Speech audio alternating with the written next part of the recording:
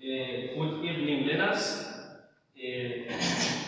Right, so what we're going to talk about today is what we refer to as the atom.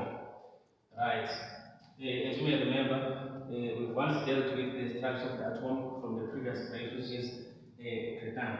Maybe if I may ask, who can tell us what this is? Yes? Yes, this is the structure of the atom that I was talking about. So this is the structure of the atom. Here's the label. It's the structure of what? Of the atom. Now, if you remember very well, there are labels that we need to include in the structure of the atom. Right now, I have this here with me. Who can tell me what we refer to when we're talking about this? In other words, what do these blue circles represent? Yes, you are correct. So these blue circles, they represent what we call electrons. They represent what we call electrons. Now, what about the red dots? Yes, they represent what we call protons. This is what makes up the structure of what? Of the atom. We also have the other circles remaining which are green. What do they represent? Yes, they represent, no? Yes, they represent what we call neutrons. Now, these sections, they represent what we call what? Neutrons. So, we are still in the process of making what? The structure of the atom here. Right? Now, there is a certain term that we use to refer to where the protons and neutrons are situated. What do we call that, if you remember?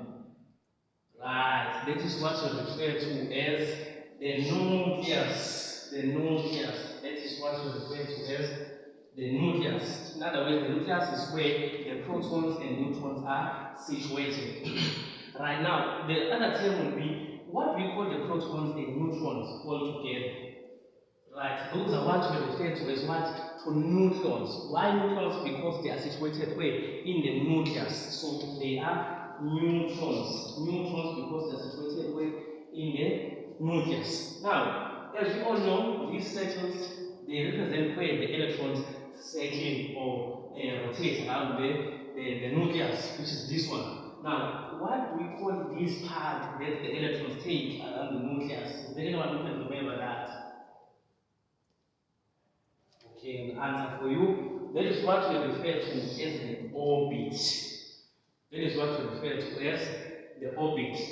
Right? Now, this is the structure of the atom. The general structure of the atom is like this. If you hear someone talk about the structure of the atom, this is what that particular person will be referring to. Right? Now, in this lesson, there are a few things that I wish you could be able to do at the end of this lesson, as will be enticing here. So, among those things, that includes stating the charge of the electron and proton, being able to define what we refer to as the atomic number, and being able to describe the structure of the atom. In other words, if I ask you the question, what is the structure of the atom, you should be able to answer or give me an answer to that question. Right, the other objectives the things that I wish you could be able to do at the end of this lesson, it includes being able to identify the atomic number of protons, number of electrons, number of neutrons in an atom, as well as the mass number. Yes, right. So this is one of the things that I need you to be able to do. Now, in addition, I need you to be able to determine the charge of an ion when after removing or adding what? The electrons. I also wish you to be able to do what? To represent an atom using what we refer to as the standard notation. Are we clear? Right. So those are the things that I wish you could be able to accomplish by the end of this lesson. So we're now going to take this further, to study this further, to include some new terms that we are going to study or be exposed to shortly. Right. We are going to distribute this periodic table, which we are going to use throughout the lesson as well as in the upcoming topics, because this forms part and the basics of what we'll be doing next. So this is the periodic table that we'll be using. Voilà,